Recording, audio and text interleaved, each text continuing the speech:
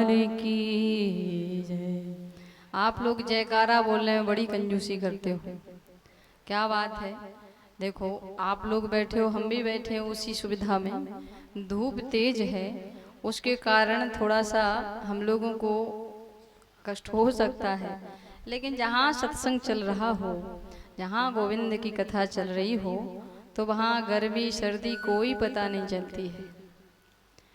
इसलिए जयकारा इतनी जोर से बोलो कि भैया जो बगल अगल बगल में नींद आ रही हो जिनको, तो उनकी नींद टूट जाए, जो सोने की कोशिश कर रहे हो तो वो जग जाएं। हाँ, माताओं को एक विशेषता होती है, एक घूंघट लगाने का बड़ा फायदा उठाती हैं। कैसे? जब जब इनको नींद आती है, सही कह रही हूँ, ये तुरंत घूंघट लगा लेती है, ना तो पड़ोसी को पता चले, ना व्यास जी को पता चले कि कथा सुन रहे हैं या सो रही हैं।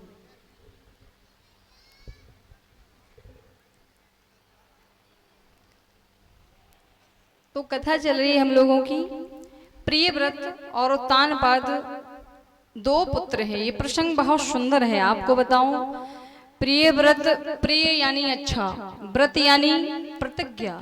जिसने अपने जीवन में सुंदर प्रतिज्ञा ली हो उसी को प्रिय व्रत कहते हैं।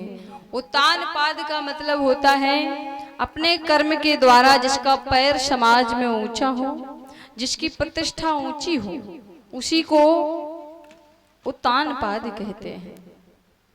राजा उत्तानपाद की पत्नी का नाम है सुनीति, और शास्त्र कहता है नागृहम गृहिणी गृहमुच्यते। महाराज, वास्तव में घर को घर नहीं कहते हैं, बल्कि एक गृहिणी को घर कहते हैं। ईंट पत्थर के मकान को घर बना करके उसको घर नहीं कहते हैं। आपको बताऊं, एक नारी को ही घर कहते हैं, एक स्त्री को घर कहते हैं। नारी चाहे घर को बैकुंठ बना दे, नारी चाहे घर को स्वर्ग बना दे, नारी चाहे तो घर को नरक भी बना दे।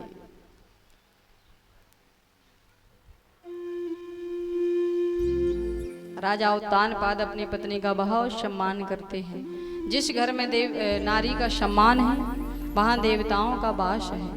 जिस घर में नारी सम्मान नहीं वहां देवताओं का वास भी नहीं। एक बार राजा उत्तानपाद जंगल में गए और जंगल में जाकर के वहां भ्रमण कर रहे थे, तो किसी राजा की पुत्री को देखा जिसका नाम है सुरुचि। सुरुचि को देखा, सुरुचि पर उनका मन मोहित हुआ और सुरुचि के साथ गंधर्व विधि से विवाह कर लिया, अपने घर लेकर के चले आए। सुरुचि ने देखा बड़ी रानी को तो कहा ये कौन है? बोले ये हमारी बड़ी पत्नी है सुनीति। सुरुचि कह रही है यदि ये घर में रहेगी तो मैं नहीं रहूंगी, या तो इनको ही रख लो या फिर मुझे रखो। राजा ने क्या काम किया? बड़ी रानी का त्याग कर दिया है। आज भी ये बात सत्य समझना आप लोग बिल्कुल सही है। जो पुरुष अपनी पत्नी के अलावा पराई नारियों पर नजर रखते हैं या पराई नारियों को स्नेह करते हैं, उस प्रकार से अपनी पत्नी को ना करते हुए, तो वो उत्तानपाद राजा से कम नहीं। प्रत्येक व्यक्ति उत्तानपाद है। राजा ने बड़ी रानी को घर से निष्कासित कर दिया है, निकाल दिया है। अब सुनीति गर्भवती तो थी ही, गर्भवती थी, जंगल में गई, जंगल में जाकर के एक छोटी सी कुटिया बनाई, उस कुटिया में रहने लगी, वास करने लगी और संतों के पास सत्संग करती। वहीं पर कुछ समय बाद सुनीति ने एक ध्रुव जैसे बालक को जन्म दिया। महाराज, ध्रुव जी को सुंदर शिक्षा देती है, बेटा तुम नित्य हो, तुम मुक्त हो, तुम शुद्ध हो, तुम भगवान के भक्त हो। एक दिन सुनीति बाबा के पास बैठी है, संतों के पास बैठी है देखो, संतों का सत्संग बहुत ही जरूरी है। आजकल कोई संत महात्मा आपके द्वार पर आ जावे तो बच्चे दूर से ही देखकर डर जाते हैं। क्यों? क्योंकि उनका डर का कारण कौन बनाती है? माताएं। अगर छोटा सा बालक है, बच्चा है, अगर रो रहा है, कोई काम उधम कर रहा है, वो भोजन नहीं करता है, दूध नहीं पीता है, तो क्या कहती है माताएं? अरे चुपचाप सो जा, नहीं तो बाबा आ जाएंगे, बाबा खा जाएगा तुमको।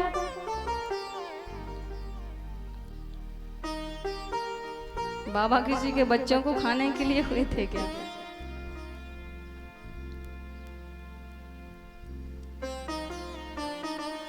बच्चे भी कहते हाँ बाबा आ जाएगा, बाबा खा जाएगा। इसीलिए तो जब बच्चों को बचपन से ही ऐसी राह दोगे तो फिर वो कैसे भगवान की भक्ति में आए, संतों के चरणों में आए।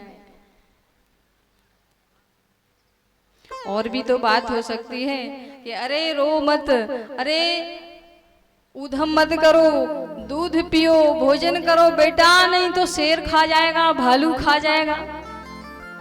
ये भी तो कह सकती है माताएं। नहीं, चुपचाप सो जा, नहीं तो बाबा खा जाएगा, अभी आ जाएगा।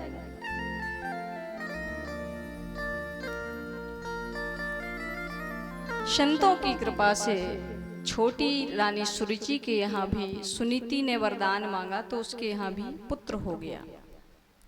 एकिदा सुरुचि पुत्र मगमारोप्यला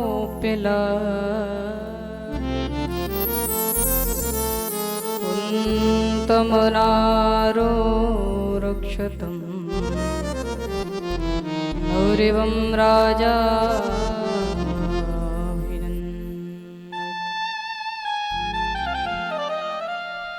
सुरुचि के यहाँ भी पुत्र हो गया जिसका नाम है उत्तम। कुछ समय हुआ, बड़े हो गए हैं ध्रुव जी और उत्तम। एक दिन राजा उत्तानपाद अपने छोटी रानी के पुत्र को गोदी में लेकर के बैठे थे, बड़े प्रसन्नता में उनके साथ में बैठे हुए थे।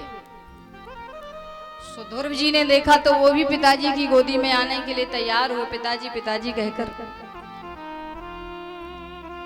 जैसे ही राजा ने हाथ बढ़ाए ध्रुव जी को लेने के लिए, सो छोटी रानी ने दूर से डांट दिया, अरे नहीं, इस मंच पर बैठने का तुझे कोई अधिकार नहीं। अगर तू इस मंच पर, इस गद्दी पर बैठना चाहता है तो जाकर के भगवान का भजन करो, जंगल में जाओ, नारायण की आराधना करो, नारायण को स्मरण करो, उनका भजन करो। ध्रुव जी चले गए रोते रोते अपनी माता के पास।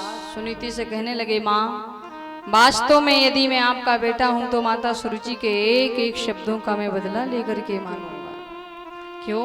अरे उन्होंने ऐसा क्यों किया, उन्होंने ऐसा क्यों बोला? लेकिन देखो, सुनीति कहती है बेटा कभी किसी के अमंगल की कामना मत करो।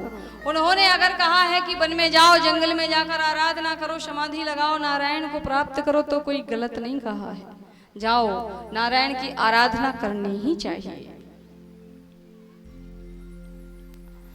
अरे पुत्रवती युवती जग सोई, पुत्रवती युवती जग सोई, भगते दास सोई, रघुपत भगत जात सुत होई, पुत्रवती युवती जग सोई, पुत्रवती युवती जग सोई, रघुपति भगति दास सुत होई, रघुपति भगति दास सुत होई। श्री राम जय राम, श्री राम जय राम, श्री राम जय राम, जय जय राम, श्री राम जय राम, जय जय राम, श्री राम जय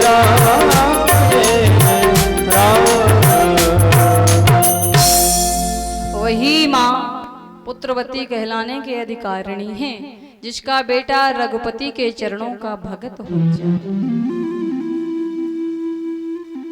ठीक है, आप भी माँ मुझे जंगल में जाने के लिए कहती हो तो जाता हूँ, लेकिन बताओ कि वो रहता कहाँ है, नारायण है कहाँ?